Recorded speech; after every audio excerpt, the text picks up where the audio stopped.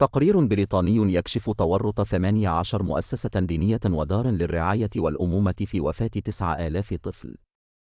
أجرت السلطات الأيرلندية تحقيقات موسعة للكشف عن سر وفاة 9000 طفل في 18 مؤسسة بأيرلندا في الفترة ما بين عام 1922 و 1998. وقالت صحيفة الجارديان البريطانية في تقرير لها اليوم الثلاثاء: إنه سيجري تعرية علامة اقتباس التاريخ الأسود، علامة اقتباس للمؤسسات الدينية في أيرلندا والتي دأبت على إساءة معاملة الأمهات غير المتزوجات وأبنائهن وإلحاق العار بهن في جزء كبير من القرن العشرين. وأفاد التقرير أن لجنة تحقيق قضائية عملت لسنوات في دور رعاية الأمومة والطفولة، وقامت بتوثيق معدلات وفيات علامة اقتباس صادمة، علامة اقتباس فضلا عن القسوة المستعملة في دور الأيتام والتبني.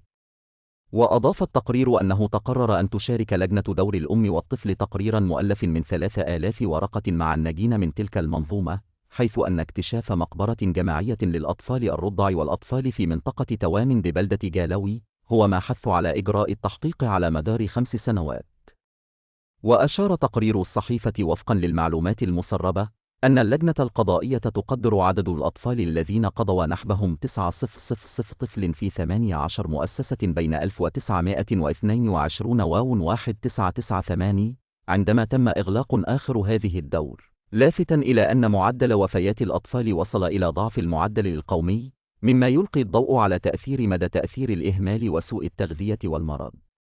وأشار التقرير إلى آن هاريس البالغة من العمر 70 عاماً، والتي وضعت طفلاً في إحدى تلك المؤسسات ببلدة كاوركا عام 1970، حيث نقلوا عنها قولها: علامة اقتباس، إنها لحظة حاسمة، علامة اقتباس، واصفة المجتمع الأيرلندي بأنه قاس للغاية ويصدر أحكاماً قاسية على الأطفال المولودين خارج رابطة الزواج. فالمقصود من تلك المؤسسات الضخمة هو إقصاء الأمهات عن الناس بحيث لا يراهن أحد.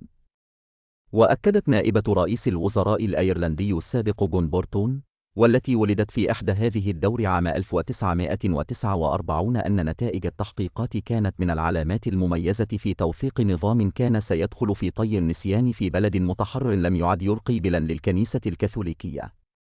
وقالت بورتون إن التقرير سوف يكشف، خاصة للجيل الجديد من الشباب، كيف كانت أيرلندا تتعامل مع النساء التي كانت لديهن الجرأة للحب خارج الزواج وحمل الأطفال، وهو ما يوفر لنا فرص كمجتمع للسؤال حول السبب في التهاون مع أحد أشكال الوحشية.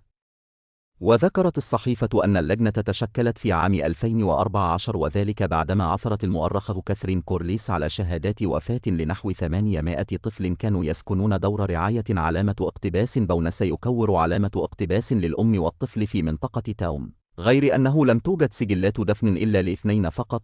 بينما كشفت أعمال الحفر عن بناء سري تحت الأرض مقسم إلى 20 غرفة تحتوي على كميات هائلة من رفات البشر، حسب من أكدت اللجنة في تقريرها.